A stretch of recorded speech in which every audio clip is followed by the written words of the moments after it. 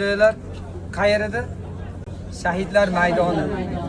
O'zi aslida payg'ambar alayhissalom jang qilingan joyga shahidlarni dafn qilgan. Dafn qilganda qanaqa?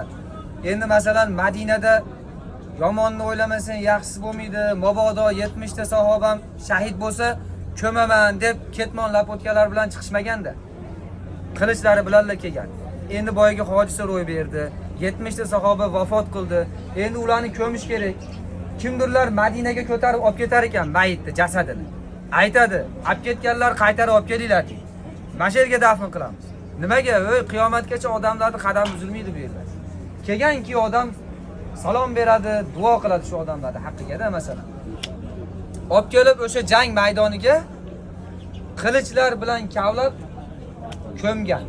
70 ta sahoba vafot qilgandan keyin har bitta sahobaga 70 ta qabr kavlash mashaqqat.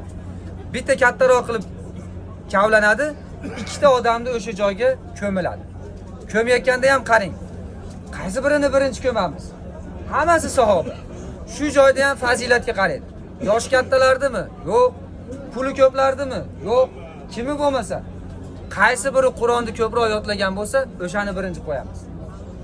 Bittasi 2 pora yodlaganmi, o'shani birinchi qo'yamiz. Bittasi 1 porami, keyin yoniga uni qo'yamiz.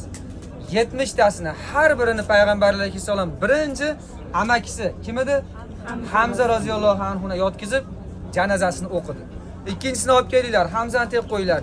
Hamzani yoniga yotkizib roziyallohu anhu. Boshqasiga janoza o'qidi. Olib borib buni dafn qilinglar. Boshqasini olib kelinglar.